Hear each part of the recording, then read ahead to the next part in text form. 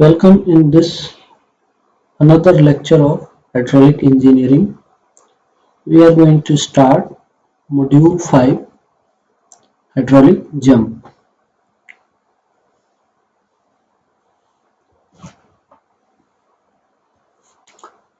So we know about normal depth and critical depth, supercritical flow and subcritical flow. So what happens? What we know about critical flow, that the normal depth is below the critical depth in case of supercritical flow, and for a subcritical flow the normal depth is above critical depth. Okay,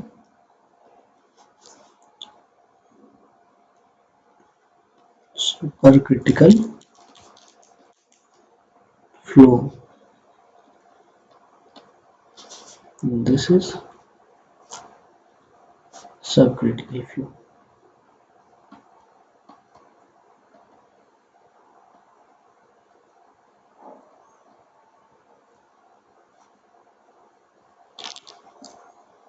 Let this be the bed of the channel.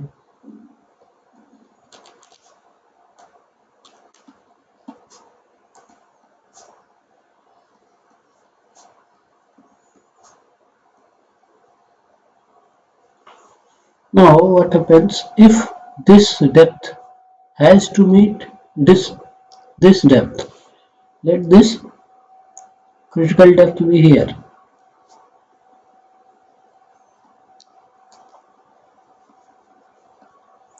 This depth cannot meet this depth normally.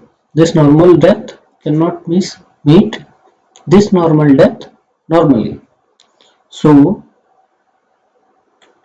there will be formation of a jump.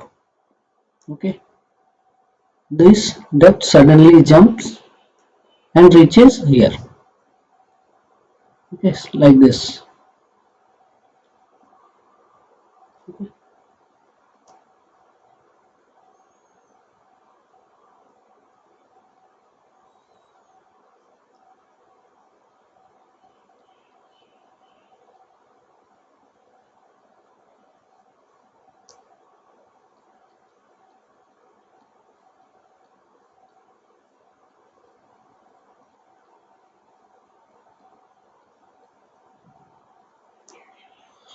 ये normal depth जो है, ठीक है, ये normal depth इस normal depth से कैसे मिलेगा? एक सडन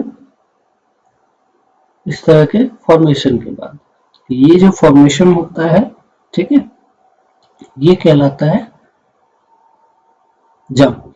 ओके, तो ये जंप जो होता है इसकी पहचान क्या होती है कि बहुत ज्यादा यहाँ पे एडी फॉर्मेशन हुआ होता है और झाग होता है बहुत ज्यादा सरफेस पे. ठीक है, इस इतने से पोर्शन में क्या होता है, बहुत ज्यादा झाग होता है और बहुत ज्यादा अंडुलेशन हो सकता है. ठीक है, वाटर सरफेस लेवल में बहुत अंडुलेशन हो सकता है. देन बहुत सारा एडी फॉर्मेशन हो सकता है. ठीक है, इसको हम लोग कहते हैं इसको रोलर. वाटर इस तरह इसमें घूमते रहता है. ठीक है, वाटर इस तरह घूमेगा. ओके,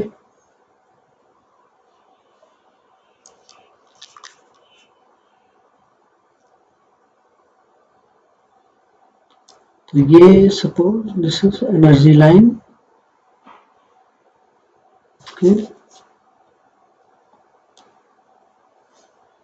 एनर्जी लाइन ये मान लेते हैं हम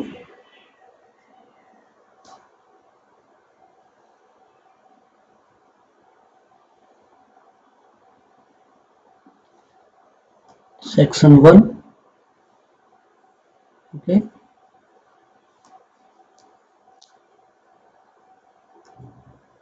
और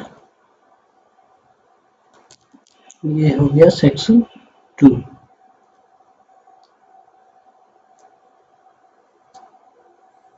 ठीक है,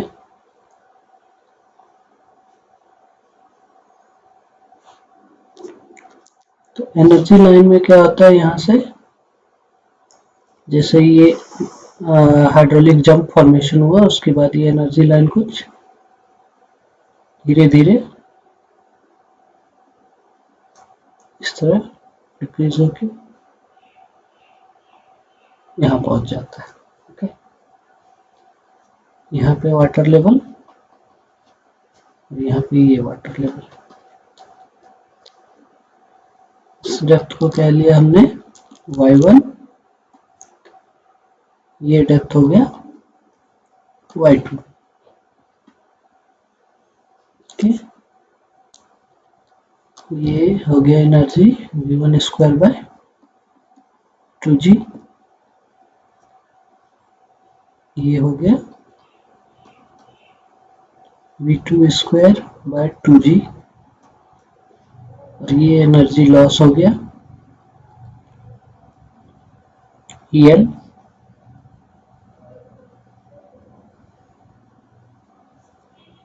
ठीक है।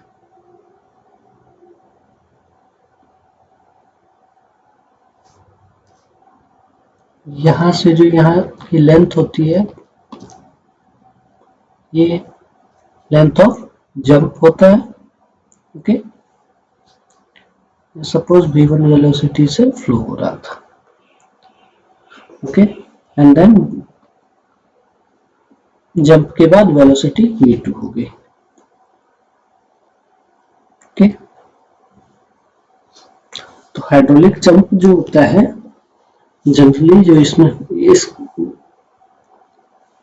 प्राइमरली जो इसका पर्पज होता है वो एनर्जी डिसिपेटर का काम करता है। ठीक है, जो भी एक्सेस एनर्जी होती है, ओके, किसी भी हाइड्रोलिक स्ट्रक्चर से, जैसे डैम का स्लुइस गेट हो गया, ओके, या किसी दूसरे हाइड्रोलिक स्ट्रक्चर का स्लुइस गेट वगैरह हो गया, तो वहां से जब पानी छोड़ा जाता है तो क्या होता है, वाटर सुपर क्रिटिकल फ्लो करता है एंड एनर्जी बहुत हाई होती है। ओके, तो जंप जैसे ही वो स्लुइस गेट के थोड़े से बाद ही ये जंप होता है। ठीक है,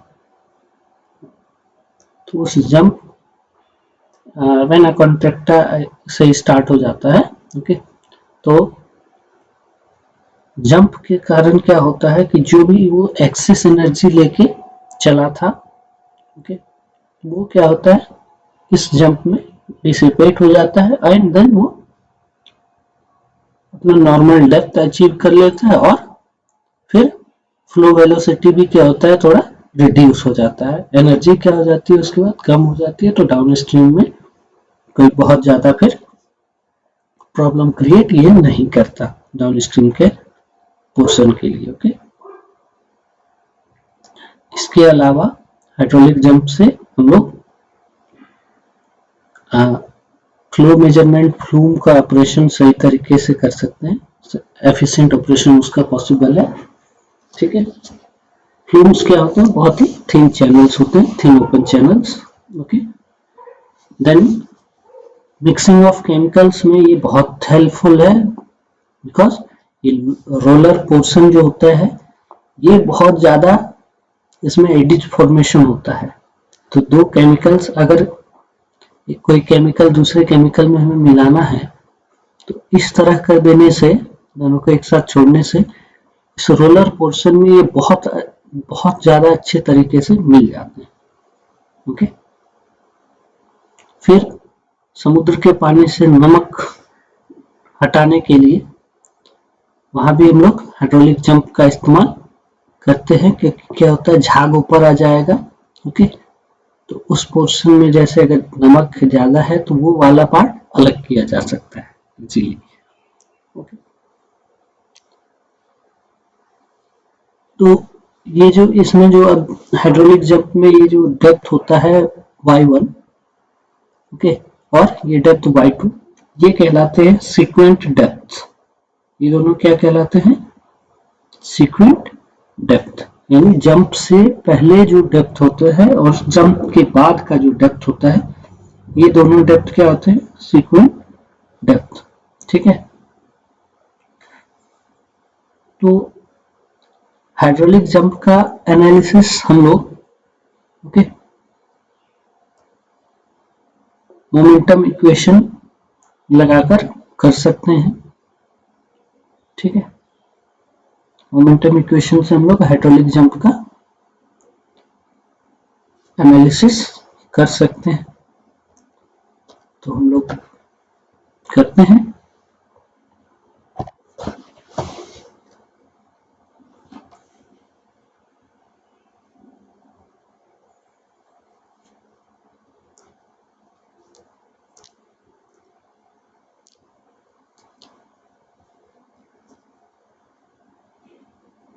पर्टिकुलर चैनल क्या होगा? कुछ स्लोप होगा, तो स्लोप हम लोग बहुत कम मानते हैं। ठीक है, बहुत माइनर सा स्लोप मानते हैं, ताकि जो cos थीटा हो वो क्या हो? अप्रोक्सीमेटली इक्वल टू 1 हो जाए। ओके,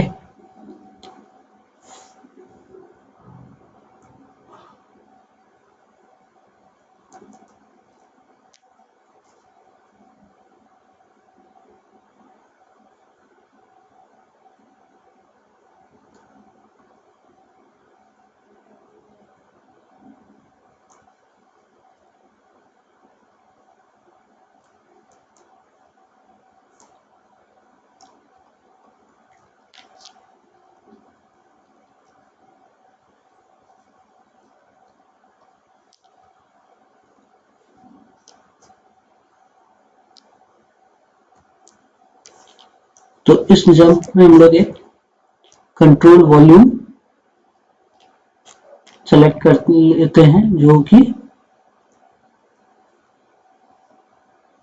जो जंप का स्टार्ट है। ठीक है, सेक्शन 1, वहां उसका एक बाउंड्री है एंड दूसरी बाउंड्री इसकी स्पेस में है एयर के साथ। तीसरी बाउंड्री जंप के बाद जो दूसरी डेप्थ है वहां पे है, और चौथी बाउंड्री इसकी ये बेड है। ओके, नाउ दूसरा सेक्शन हो गया। ठीक है, मोमेंटम्स जो होंगे, प्रेशर जो लग रहा है वो क्या होगा? ये यहाँ पे P1 प्रेशर, इस पे P2 प्रेशर। ओके, इस कंट्रोल वॉल्यूम में जो फ्लो हो रहा है उसका वेट कंपोनेंट। ठीक है, उसका वेट कंपोनेंट एक लग रहा होगा W। इस तरह जब लग रहा है तो इसका कंपोनेंट हॉरिजॉन्टल ऐसा हो जाएगा, ये थीटा एंगल।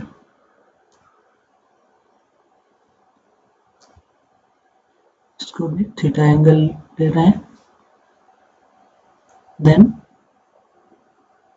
बॉटम में कुछ फ्रिक्शन होगा।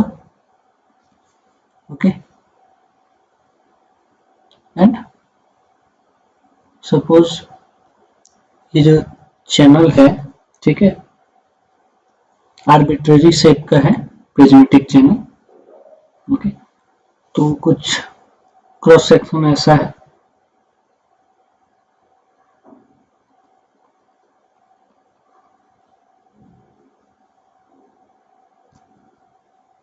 और इसका CG यहाँ पे है, यहाँ इसका CG है, टॉप से y डैश डेप्थ पर, डेप्थ ऑफ फ्लो इसमें y है, and cross sectional area A है। This is CG। नाउ अब हम इस कंट्रोल वॉल्यूम स्केच पे के बेसिस पे अगर लीनियर मोमेंटम लगाते हैं लॉन्गिट्यूडिनल डायरेक्शन में तो क्या लिखेंगे। सबसे पहले हम लोग एक काम करते हैं कि फ्लो को स्टेडी कंसीडर कर लेते हैं। ठीक है, एक एजम्पशन हमारा फ्लो क्या है, स्टेडी है। ठीक है, consider flow is steady and channel is prismatic of irregular shape या arbitrary shape।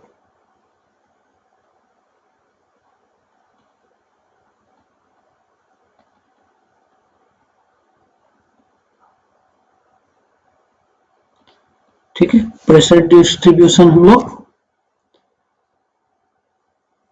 हाइड्रोस्टैटिक कंसीडर कर लेते हैं, जो भी स्टेडी प्रेशर स्टेडी फ्लो के लिए जो एजम्पशंस हैं। ठीक है, उसी को ध्यान में रखते हैं। तो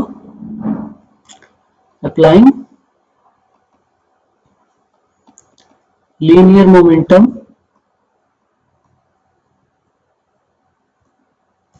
equation in the longitudinal direction of control volume। अच्छा, डायरेक्शन टू कंट्रोल वॉल्यूम।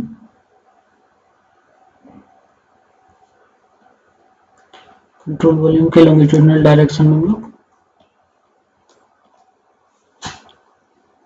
लगाएं तो क्या P1 minus P2 minus Fs plus W sine theta, ये क्या होगा, दोनों सेक्शंस पे मोमेंटम फ्लक्स के बीच का डिफरेंस। P1 क्या है, प्रेशर फोर्स है कंट्रोल सरफेस पे सेक्शन 1 पे। ठीक है, P1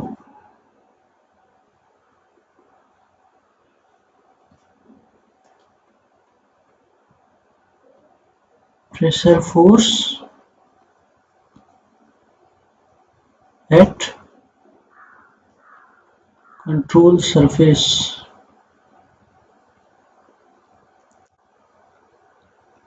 at section 1, ये कितना हो जाएगा, गामा और एरिया कंसिडर कर लेते हैं A1 and into y1 bar dash cos theta.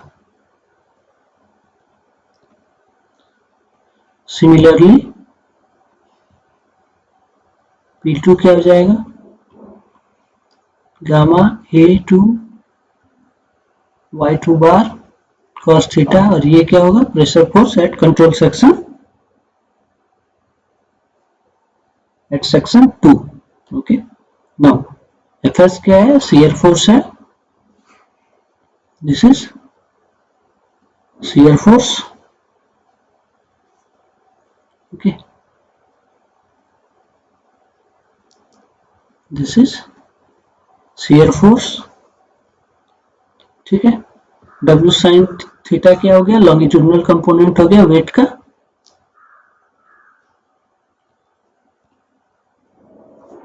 Wait component हो गया ये। ओके, M1 और M2 क्या हो गया, मोमेंटम फ्लक्स। ठीक है, सेक्शन 2 पे मोमेंटम फ्लक्स M2, सेक्शन 1 पे मोमेंटम फ्लक्स M1। ठीक है, M1 पे मोमेंटम फ्लक्स क्या है, इनकमिंग, और M2 पे मोमेंटम फ्लक्स क्या है, आउटगोइंग है, और ये इक्वल टू कितना हो जाएगा,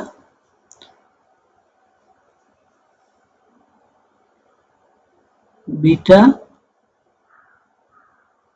रो क्यू वी, ठीक है।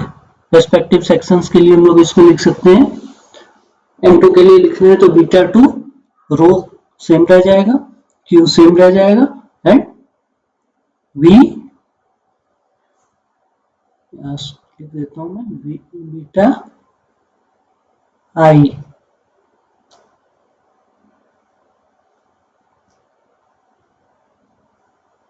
एंड वी आई, ठीक है। I equal to 1 and 2, okay. तो M2 के लिए हो गया क्या, बीटा 2 रो क्यू V2, M1 के लिए बीटा 1 रो क्यू V1, ओके। तो अब क्या है, ये जो हाइड्रोलिक जंप फेनोमेना होता है, ठीक है, ये क्या है, एक रैपिडली वेरिड फ्लो फेनोमेना होता है, ओके। और ये जो जंप की लेंथ होती है ये क्या होती है, बहुत ही शॉर्ट होती है, ओके। तो इतने शॉर्ट लेंथ में ये जो शियर फोर्स वाला पोर्शन है या फ्रिक्शनल फोर्स है, ठीक है, ये क्या होता है, नेग्लेक्ट कर दिया जाता है क्योंकि बहुत शॉर्ट लेंथ होता है, ठीक है। तो इतने दूर में ये इफेक्टिव उतना नहीं होता है, तो उसको इग्नोर कर दिया जाता है, ओके। और थीटा की स्मॉल वैल्यूज के लिए साइन थीटा क्या होगा, ऑलमोस्ट 0। तो जो एक और कंपोनेंट है वेट का, ठीक है, वो भी क्या हो जाता है, नेग्लेक्ट हो जाता है, ओके। तो अगर हम हॉरिजॉन्टल चैनल यहाँ कंसीडर करें तो theta 0 and W sin theta becomes 0, okay. तो हमारा जो ये इक्वेशन है ये क्या रह जाता है, P1 minus P2 equal to M2 minus M1, okay. तो अब जरा करें इसको और थोड़ा एनालिसिस हम लोग करें। हमारा इक्वेशन जो ओरिजिनल है ये है क्या, P1 minus P2 minus Fs plus W sin theta equal to M2 minus M1. So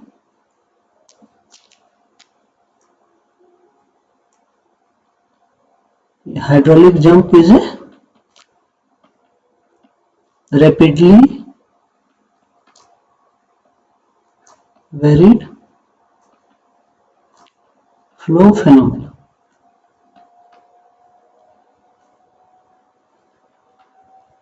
And hence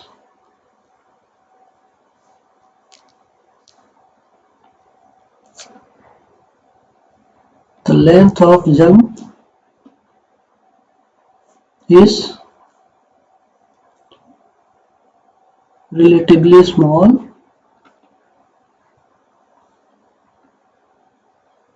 okay compared to GVF profiles.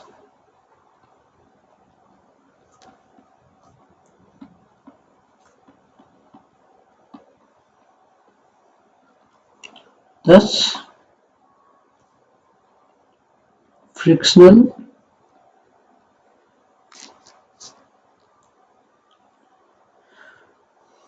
force is usually neglected.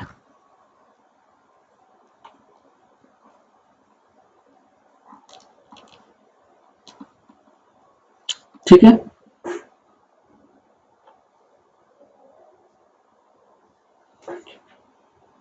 Okay. Then अगर हम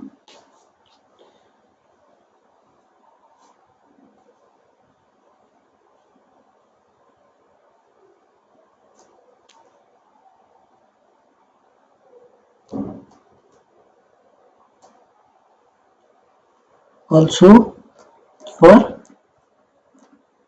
small values of theta,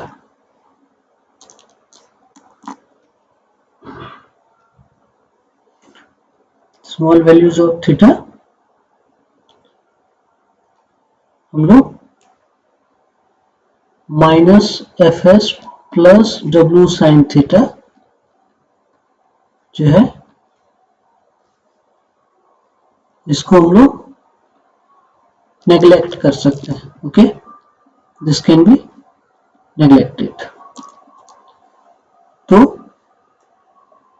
हमारा जो equation रह जाता है वो रह जाता है क्या, P1 minus P2 equal to M2 minus M1. ठीक है, और ये कब ये हो सकता है कि जब दूसरे तरीके से हम लोग कंसिडर करें हॉरिजॉन्टल फ्रिक्शनलेस रेक्टेंगुलर चैनल. तो जैसे फ्रिक्शनलेस कंसिडर करेंगे, एफ एस पार्ट गायब, डब्ल्यू साइन थीटा गायब, बिकॉज थीटा क्या हो जाएगा, हॉरिजॉन्टल है तो 0. Okay, now also considering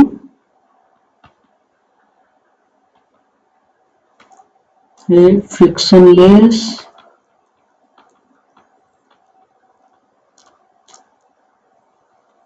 horizontal rectangular channel.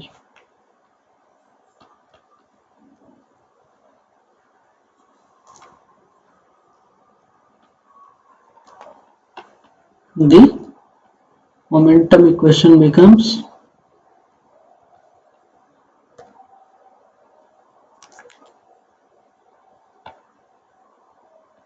will be P1 minus P2 and ये फ्रिक्शन वाला जो है उसको हम लोग नेग्लेक्ट कर देते हैं. हॉरिजॉन्टल चैनल है तो वो भी 0 हो जाएगा. This becomes M2 minus M1. Okay, ठीक है. तो P1 क्या हमने देखा था, P1 क्या लिखा था, गामा A1 1 बार cos थीटा, यहाँ क्या हो जाएगा, बहुत स्मॉल है तो 1 हो जाएगा, minus gamma A2 y2 bar equal to beta 2 rho VQ V2 minus beta 1 rho Q V1. Okay, now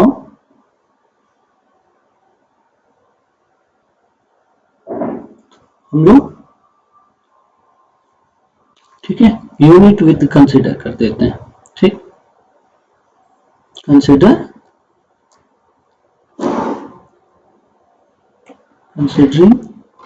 unit with.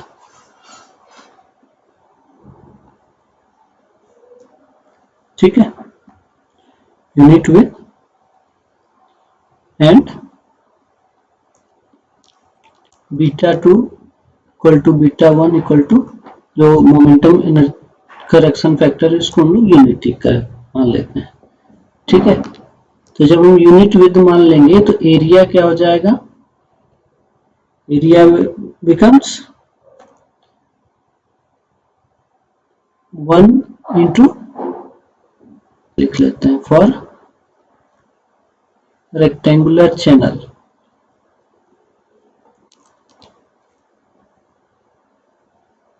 Rectangular cross section y बार क्या हो जाएगा, y बाय 2 हो जाएगा. CG जो है वो कहाँ होगा, y बाय 2 पे होगा. पूरी डेप्थ y है.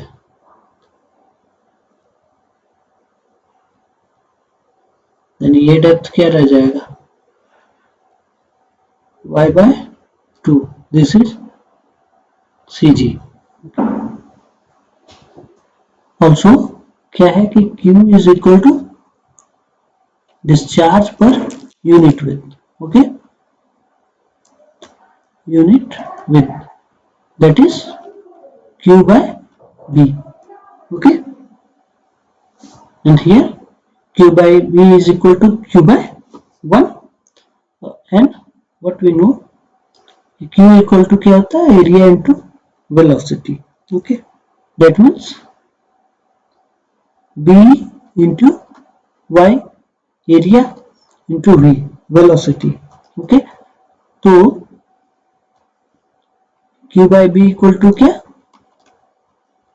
yv, that means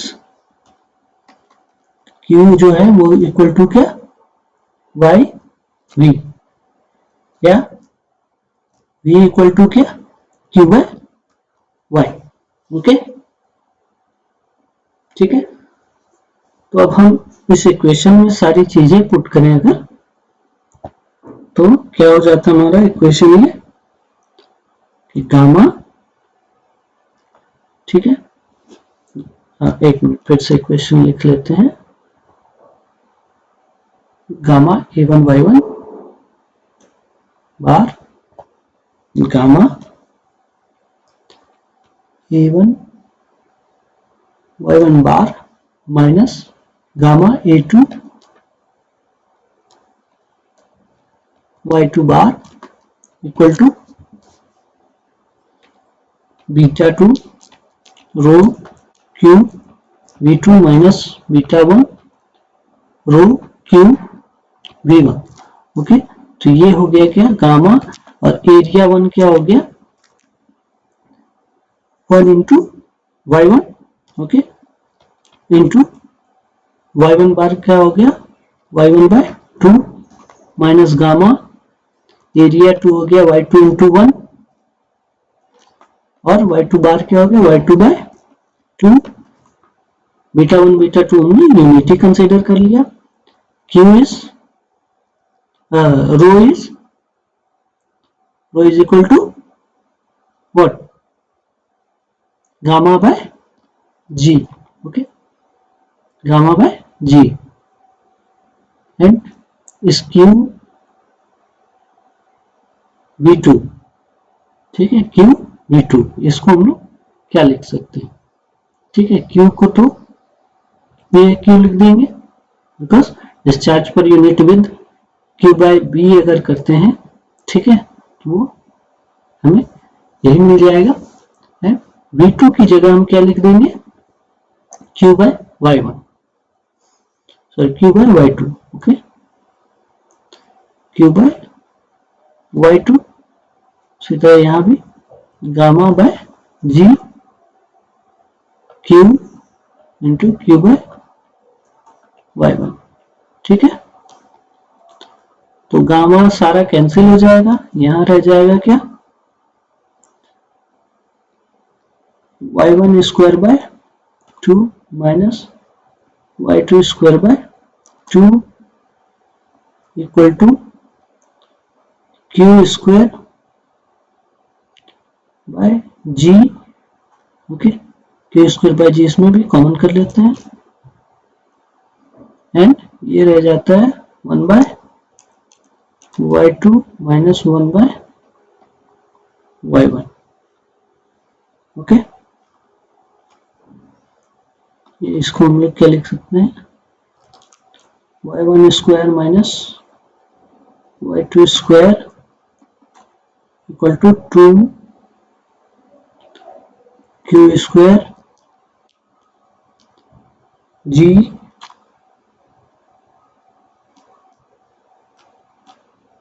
one minus y2 minus 1 by y1. ठीक है,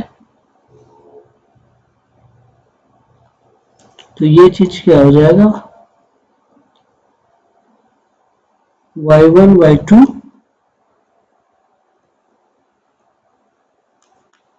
y1 इंटू y2 एंड ऊपर y1 माइनस y2. ठीक है, इतना हो जाएगा ये quantity 1 by y2 minus 1 by y1 equal to y1 minus y2 by y1 into y2 और ये जो है ये क्या हो जाएगा y1 minus y2 into y1 plus y2. That means इसको हम लोग ऐसे लिख दें y1 plus y2, y1 minus y2 equal to 2q square by g into y1 minus y2 by y1 into y2। तो ये हो गया हमारा क्या, y1 y2 into y1 plus y2 equal to 2q square by g, और ये क्या है, ये quantity q square by g।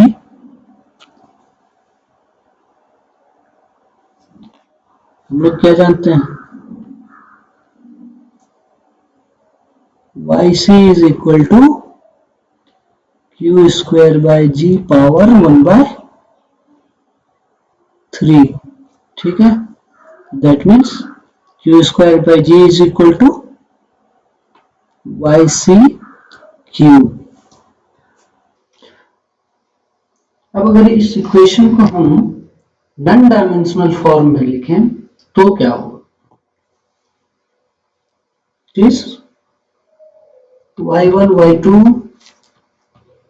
y1 plus y2 equal to 2q square by g। Okay, तो इस q स्क्वायर को q इक्वल टू क्या, we Y. Okay, तो हम लोग y1 के टर्म्स में लिखते हैं, अप्रोच फ्लो के टर्म्स में अगर, ठीक है, y2 के टर्म में भी लिख सकते हैं। तो हम अभी केवल अप्रोच फ्लो के टर्म्स में ही लिख रहे हैं, तो टू ये हो जाएगा क्या, v square y1 square by g. इसको अगर हमें नॉन डायमेंशनलाइज करना है, ठीक है, तो इस पार्ट को अगर हम y1 क्यूब से डिवाइड कर दें तो ये वाला पार्ट क्या हो जाएगा, 2v square by g y1 and v square by g y1, ये क्या हो जाएगा, फ्रॉड नंबर। फ्रॉड नंबर कितना होता है, f equal to v upon under root g y. तो ये क्या होगा, एक नॉन डायमेंशनल नंबर में टर्म चेंज हो जाएगा। ठीक है, तो अगर इस तरफ हमने y1 क्यूब से डिवाइड किया तो इस साइड भी हमें y1 क्यूब से डिवाइड करना होगा। तो ये यहां से हम लोग अगर y1 बाहर कर लें, ठीक है, नॉन डायमेंशनलाइज करना है तो y2 बाय y1 डायमेंशन खत्म हो जाएगा।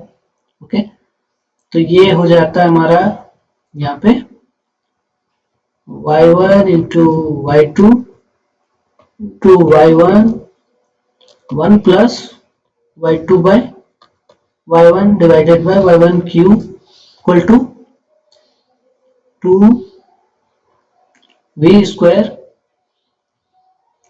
Bye g y1। तो इस तरफ इसको हम लिख सकते हैं क्या, y1 y2 बाय y1, ये दोनों y1, इसमें से दो को कैंसिल कर देंगे तो एक बच जाएगा, into 1 plus y2 by y1 equal to 2f1 square. ठीक है, f1 इक्वल टू कितना, v square by g y1। ये क्या हो गया, Froude number of approach flow. Okay,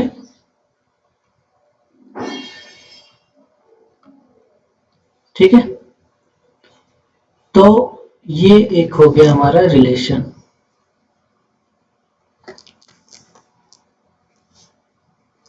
अब अगर हम इसको सॉल्व करें y2 बाय y1 के लिए तो क्या हो जाएगा, y2 by y1 into y2 by y1, तो ये हो गया क्या, y2 बाय y1 का square plus y2 by y1, ठीक है, और इसको इस तरफ ले आए तो minus 2f1 square equal to 0। Okay, तो इसको y2 बाय y1 के लिए अगर हम सॉल्व करें तो क्या हो जाएगा, solving for y2 by y1, y2 by y1 is equal to क्या मिल जाएगा हमें, क्वाड्रेटिक इक्वेशन फॉर्म में है तो माइनस b, कुछ नहीं है तो 1, okay, minus b plus minus यहाँ होता है तो माइनस हम टर्म इसलिए नहीं ले सकते कि y2 और y1 दोनों में से कोई भी नेगेटिव नहीं हो सकता। अगर हम दोनों ही टर्म्स नेगेटिव ले लेंगे तो हमारा रिजल्ट नेगेटिव आएगा और ये चीज जो है वो पॉसिबल नहीं है, तो हमें एक तो पॉजिटिव लेना होगा, तो -1 plus under root b square, that means 1 का स्क्वायर माइनस 4a इंटू सी,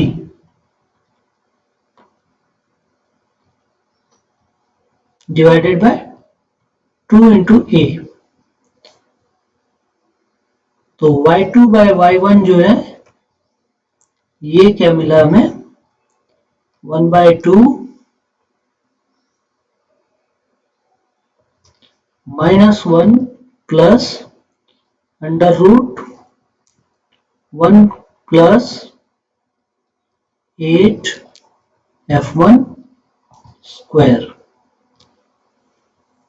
ठीक है, तो ये क्या हो गया, ratio of sequent depths, this is ratio of sequent depths, यानी y2 और y1 के बीच ये रिलेशन है, ठीक है। इसको हम लोग f2 के टर्म्स में लिखना चाहें, अगर इसी चीज को अगर हम लिखना चाहेंगे f2 के लिए, तो ये इक्वेशन बस थोड़ा सा चेंज क्या हो जाएगा, y2 बाय y1 की जगह हो जाएगा y1 bye y2, okay.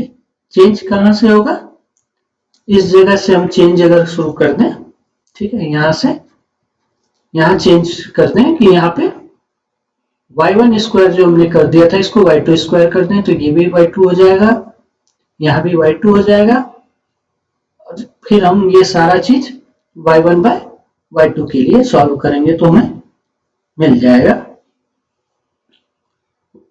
f2 के टर्म्स में सीक्वेंट डेप्थ का रेशियो मिल जाएगा हमें, ओके, ठीक है। इसको हम लोग क्या कहते हैं, ये जो इक्वेशन है रेशियो ऑफ सीक्वेंट डेप्थ्स का,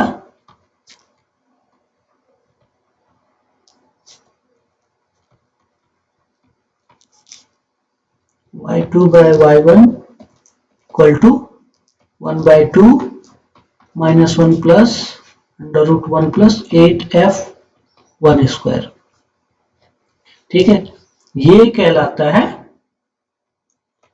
बेलांगर मोमेंटम इक्वेशन, ठीक है, this is Belanger momentum equation, okay.